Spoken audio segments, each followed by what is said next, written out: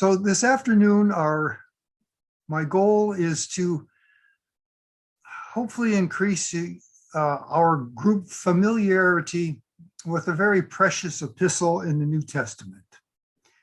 And if you didn't understand my goals and my intentions, you might think that I was being argumentative, but that's not at all true, okay?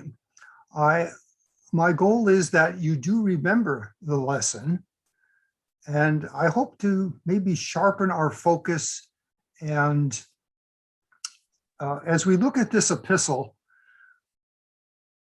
I don't know if this is a good goal or not, but I'm kind of hoping that I can sharpen our group focus on two of the chapters, the last two chapters. I want to focus on the last two chapters as opposed to all the other chapters that come before this. So I find this message rather pointed or sharp. Now, I don't mean what I'm going to say. I find that the author wrote it in a very sharp, pointed manner.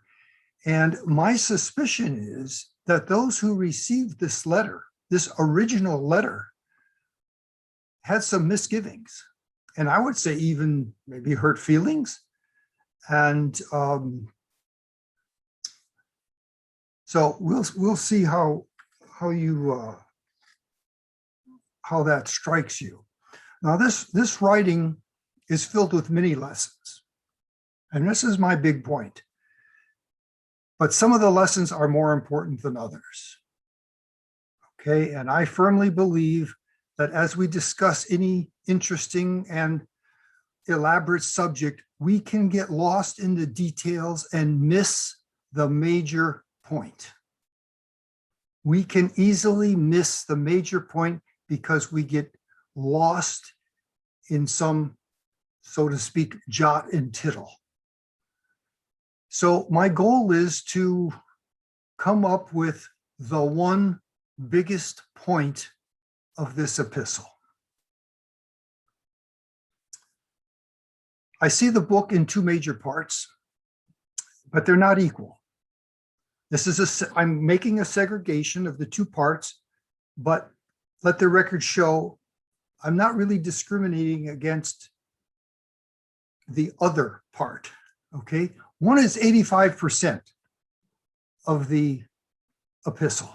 The other is 15%.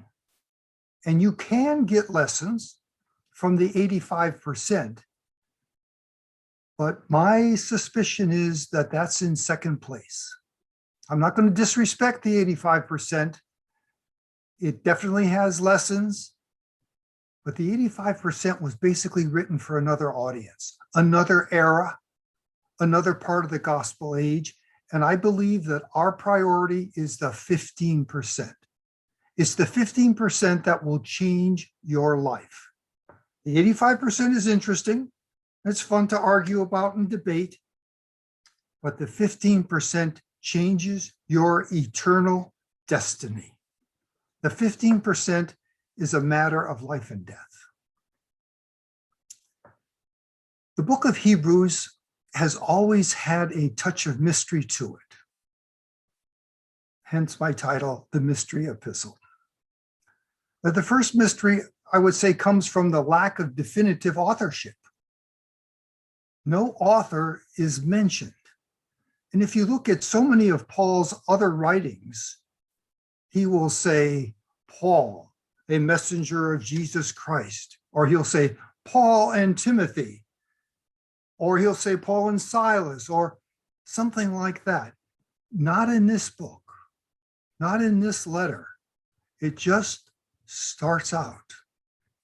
Another point is that the scholars who understand Greek as a language, both written and spoken, literally, academically, they say that the words that are put together are unique. The style of writing is unique and different than any other epistle in the New Testament. And they make particular point that the style is different from all of Paul's other letters. Now, I can't verify that, not being Greek scholar, but I guess we could accept their analysis that there's something about the pen, not the penmanship, but the style of writing, the grammar that's unique about this book, hence more mystery. Another mysterious point is that tradition says that no one in the early years of the church, all the records from the 100s, the 200s, men like Origen, who wrote, they did not believe that the Apostle Paul had anything to do with this letter. And the Apostle Paul is, of course, the first suspect, that we have all these other writings in the New Testament, and then here's another one called the Book to the Hebrews. But they did not, in that time era, think that Paul had anything to do with it. We also don't know, we don't even know what city this was written to. It was written to the Hebrews. Jerusalem is an option, but so is Alexandria. Jerusalem had the largest group, but Alexandria had the second largest group. So authors have been suggested, like Barnabas. Barnabas was from Cyprus. Cyprus had a strong relationship with Alexandria. Some say it was Apollos. Some people say it's Timothy that wrote it.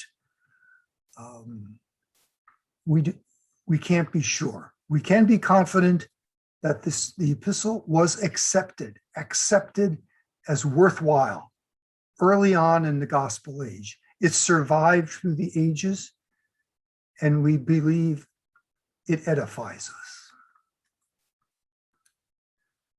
The one thing that I'm pretty sure of is that this was one tough message.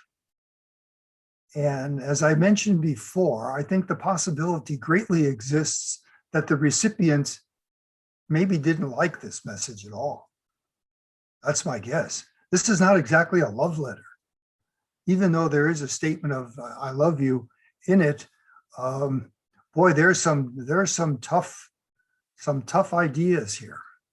And this author really challenged some of the recipients' deep-seated and favorite beliefs. He goes down one after the other and kind of attacks them. Now, why does he bother to attack them? Why is this important to him? He felt they were barriers. It's a little bit like you can't serve God and mammon. You got to take a choice. And he felt that they were obstacles to the Christian walk, hindrances, weights dragging them down. They were diversions. They were taking them off course. And of course, we immediately wonder if that was happening back 2,000 years ago. Would that same phenomenon be taking place today? Can we get so involved in other discussions, other technicalities, other things that we love to debate, and start missing the more important things in our lives? I think the author of Hebrews thought that concept or that behavior was a problem. There were multiple issues that he brings up. First of all, he takes on the angels. Oh, that's a little bit of a surprise, and it adds to the mystery. I personally didn't know that the Jews had a problem with angels. I had no idea historically how enamored the Jews were with angels. And I recommend you Google Jewish angels history, something like that, and you will see reference after reference as to what the Jews believed, what they had reverence for, and how obsessed they were with angel thinking. They loved angels. Everything was explained through angels. There was nothing that could happen that couldn't be explained by an angel. If it was weather, it was an angel. If it was the crop growing, agriculture, it was an angel. Good news, it was an angel. Bad news, it was an angel. Indigestion, it was an angel. And the rabbis who were supposed to be the source of all information and the fountain of knowledge, they would frequently say, documented, it was the angels. Everything had an angel. One well-documented belief was that every blade of grass had its own angel. Yeah. Every blade of grass had its own individual angel. Oh, how they loved angels. Now, was this a problem? Well, yeah, because some people were saying back then that Jesus was an angel. Well, that doesn't work.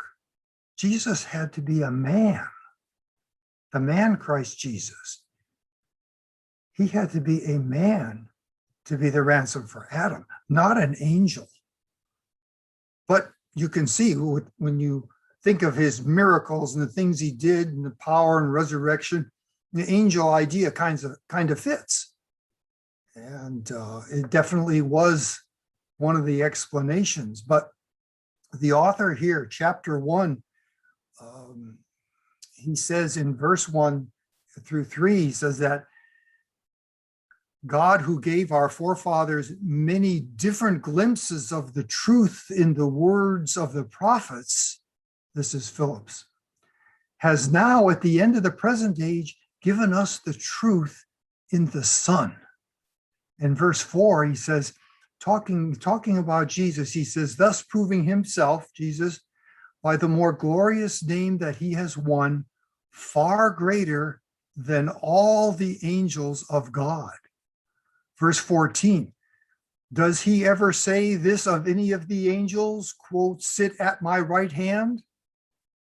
Surely the angels are no more than spirits. That's a quote from Philip. Surely the angels are no more than spirits in the service of God, commissioned to serve the heirs of God's salvation. I mean, if you're an angel fan, boy, that's pretty strong language. You're not going to like that. Attributing everything to the angels also interferes with the working of the Holy Spirit. What we would say is Jehovah's Spirit working in our lives, they would attribute to angels. Say, well, is that such a bad idea, angels? Well, it's a diversion. It's taking us away from Jesus Christ. And the second chapter goes on for some more quotes. The second chapter, verse 5, it was not to the angels that God subjected the world to come. Again, imagine if angels were your favorites. You'd be a little put off by that opening, wouldn't you? So, not terribly wrong, but diversionary. Another problem was the high priest and the priesthood. They loved the high priest. It was the visible head of their religion. Yahweh, they couldn't see him. Jesus, they couldn't see him. But they knew where the high priest lived. Yeah, the high priest was in Jerusalem. They knew where his house was. He was like their pope. And like the pope, there were good popes and there were bad popes. There were good high priests, there were bad high priests. Did the high priest outrank Jesus? Yeah, in some people's mind, kind of. He was there in Jerusalem. Jesus was gone. And you know, Jesus was not from the priestly tribe. He didn't come from Levi. And in some respects, that gave the high priest, in some people's eyes, perhaps some authority, some stature. Oh, they loved the high priest. A lot of them did. They loved his breastplate, his hat. And this is basically person worship. And as the author goes on, he picks out other persons that they worshiped. They worshiped Moses. They worshiped Abraham. You remember how the Pharisees said, our father Abraham. And we forget to go back. They also worshipped Joshua. And this interfered with their Christian growth. It made them stuck back in the same old place. So the author, one by one, he shatters these icons, and these deeply rooted beliefs are just destroyed. Take Moses for an example. We all like Moses, right? He was a terrific person. But the author of Hebrews, with only a slight nod to what Moses does, he really puts him down. And in a nice, kind of a nice way, he says he did a good job, but it was servant work. 3rd chapter, 5th verse, servant. Now, in those days of writing, they really used the word slave. They didn't have servants, they had slaves. So he said Moses did a good job, but it was the work of a slave. Ooh, ouch. He said Moses did slave work in the house. Jesus Christ, as the Son, was in charge of the house. From these ideas of people worship in the 4th chapter, all the way through 8th, the author takes on the priesthood and what the priests did. And it was mostly a Levite issue. And, you know, Jesus wasn't even from the priestly class. And there was that bombshell story of Melchizedek's story, and they loved Abraham so much, we follow our father Abraham. And here they're told that your father just paid tithes to Melchizedek. And then from people worship, we move to chapters 9 and 10. And the author takes on the temple and the temple system. Now, as a building, there is no building that could have surpassed the temple for beauty. I don't think anywhere in the entire Roman Empire, it was awesome in the full sense of awe. It had been remodeled by Herod the Great, and he built a huge courtyard around the sanctuary. They say it was something like 9 football fields put together.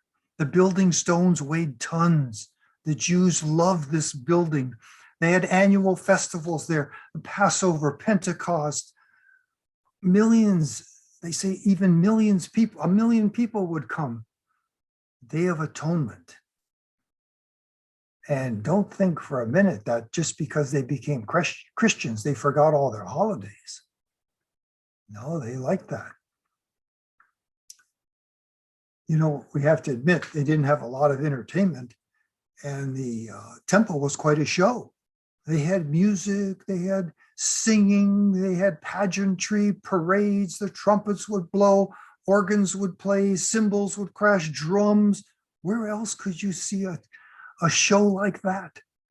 And sometimes they say that what makes a movie popular is that there's bloodshed in it. Well, guess what? The temple had blood and gore too. They killed animals there, and it's pretty exciting stuff. And besides the entertainment, you could even eat at the temple. They had dining rooms around the outside. They had food and meals right there. How could you touch that? Well, you know what the author says? He says it was all over. He says, forget about those temple sacrifices. It was replaced, chapter 9, verse 26, by the one-time sacrifice of Jesus. He sacrificed himself once and for all. This was the final solution for sin. In chapter 10, I think it's verse 1, the author says that the entire temple system was a hint of what was to come. You know what a hint is? A hint is so small you can hardly, it's like if I give you a hint that I love you, if it's only a hint, that's not saying very much. He said that entire temple system was only a hint. So listen to some of these words. 7th chapter, verses 13, verses 18 from Phillips. There is a definite cancellation of the previous commandment because of its ineffectiveness and uselessness oh my gosh, he's talking about what they used to do and what some of them were still doing. Can you imagine? I mean, just personalize it. Say one of our conventions or your discourse is called ineffective and useless. And in verse 7, chapter 7, verse 13, this is now from the Message Bible. There is no way of understanding this in terms of the old Levitical priesthood. Is that interesting? There is no way of understanding this in terms of the old Levitical priesthood. It's a mystery because we spend a lot of time studying the old Levitical priesthood and we extract lessons from it. But I'm wondering about our priorities. Verse 18, the former way of doing things, a system of commandments that never worked out the way it was supposed, was set aside. Chapter 10, verse 4, the plain fact is that bull and goat blood can't get rid of sin. So he has shattered a huge section of the old Jewish belief system. Now, has he been working anything else in as he's doing this? Oh, sure. Starting at the beginning, chapters 1 and 2, he starts off by saying the Son is higher than the angels. In chapter 3, verse 1, he says, take a hard look at Jesus. He is the centerpiece of everything. That should be underlined. Chapter 9, verse 26, he sacrificed himself once and for all, the final solution of sin. Chapter 8, verse 6, Jesus' priestly work far surpasses what these other priests do. Now, this brings us to chapter 12. The key word is therefore. Now, what does therefore mean? I think it means something has happened, and now, therefore, you're supposed to go to the next step. Because what has gone before, you logically are implored to move to something else. Maybe it's a higher level. Maybe it's a conclusion, some action. Therefore, you ate your vegetables, therefore you can have dessert. You passed the exam, therefore you get your diploma.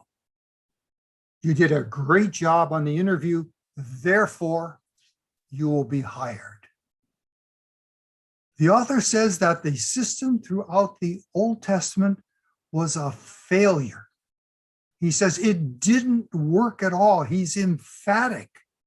The concepts, the icons, he says they didn't work. Therefore, chapter 12, this is it. This is the big point he wants to make. I'm tempted to say that the beginning chapters are like introduction. They're introduction to those who want to walk the narrow way. Here's what he says. Message translation. Keep your eyes on Jesus. Second verse. Study how he did it. I think that means especially the four gospel accounts. Study them forward, study them backwards. We're talking about Matthew, John, Luke, Mark, front to back to front, topically, chronologically, study how he did it. Verse 3, the author doesn't let up. Go over that story item by item. My suspicion is we do not study Jesus enough. We don't study the Gospels enough. We study other things that refer to the Gospels. No, that's not what it says here. Let me hold that in your mind and let me jump aside back to the authorship and why I think that Paul has something to do with this letter. The Apostle Paul had a style in his letters. He would discuss something, and then frequently he would either say amen or he would say therefore. And then he would discuss what you're supposed to do, therefore. Romans is a great example. 11 chapters of talking about the law and what's truly an Israelite indeed, and the history of the Jews, etc. 11, and he gets to the 12th chapter in verse 12:1. What does he say? What's the first word? Therefore, my beloved brethren. Ephesians, 6 chapters. The first 3 chapters, he's discussing the issues and the problems of the day. He says then, prayer at the end of the 3rd chapter. We heard that earlier today. And then he starts with the 4th chapter, and it's a to-do list, 4, 5, and 6, what you're supposed to do with your consecrated life. The same thing happens here. 11 chapters of discussion. And then he says, therefore, and he gives you a consecration to-do list. Now, that's got Paul's signature written all over it.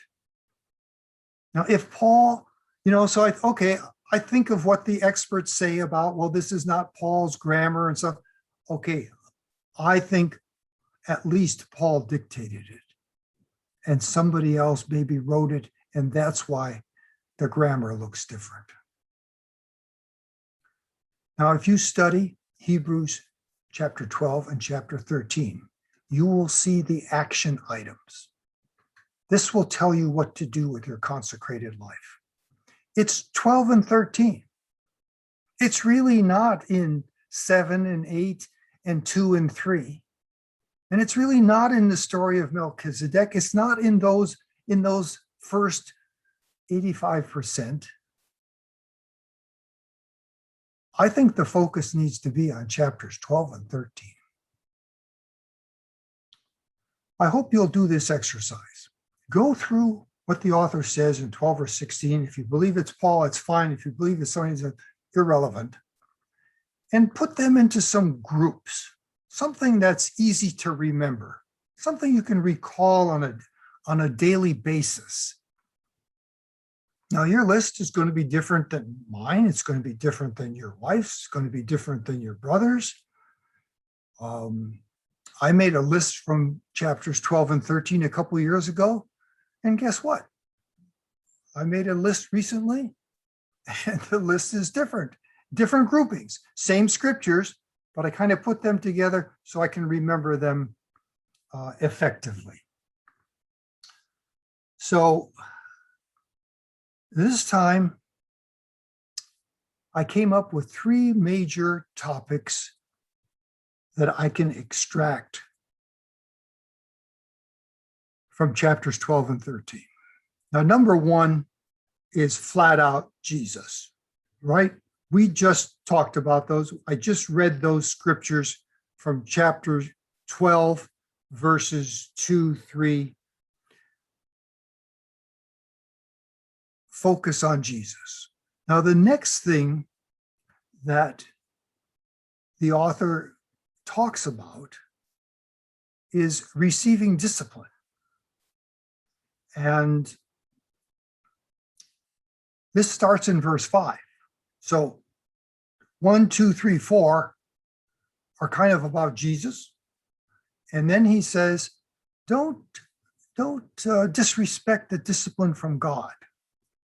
He says, he uses the analogy of parent and child. Parent loves the child. He's going to discipline them, correct them. And he says in verse 7, don't think it's punishment. Take it as training. And then the third category is by far the largest of 12 and 13.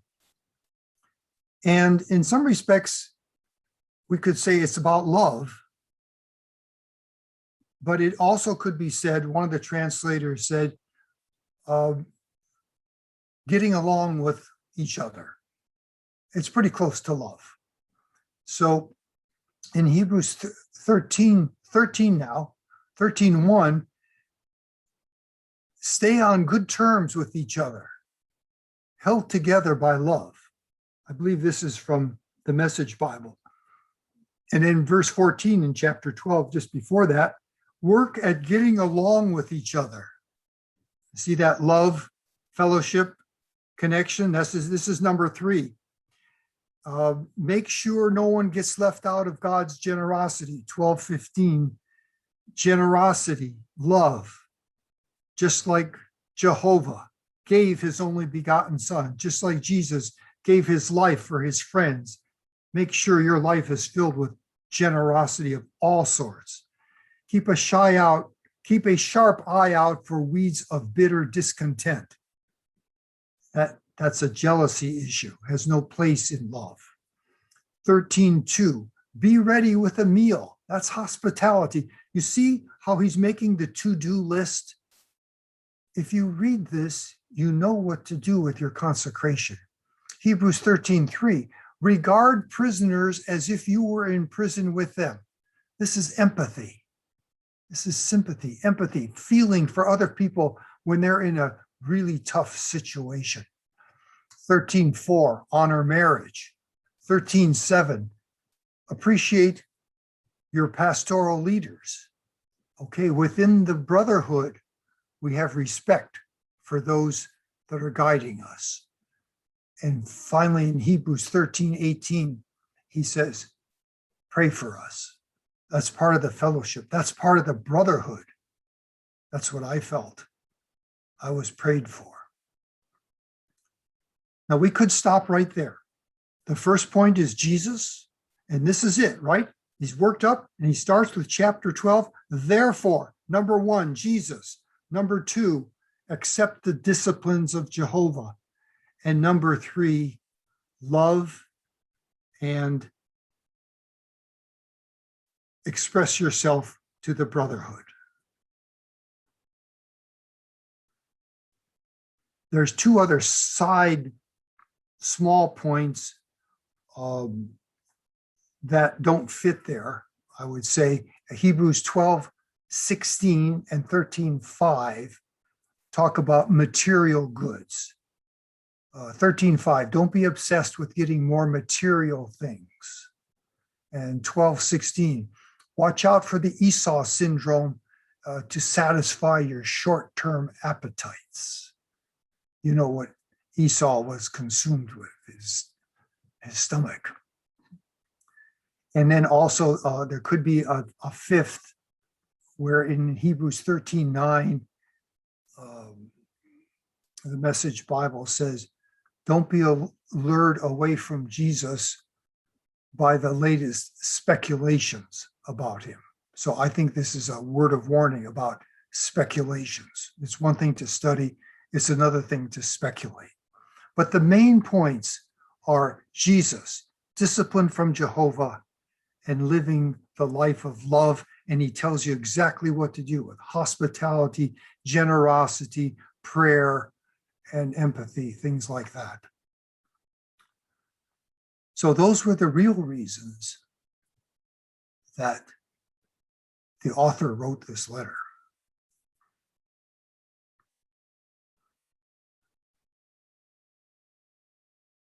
I think that We need to have this point very strongly in our lives. Is focus on Jesus. And this is how we get assisted in our path to the heavenly kingdom. I recommend that you let your mind play with these mystery aspects of this epistle. Think about, was it Paul? Was it Barnabas? Was it Apollos? Think about, was it Jerusalem or Alexandria? Think about the angels and that, but always let those thoughts take you to chapters 12 and 13. And don't be embarrassed or shy about your passion for Jesus Christ and keeping your eyes fixed on Jesus. That's my prayer for all of us. Thank you.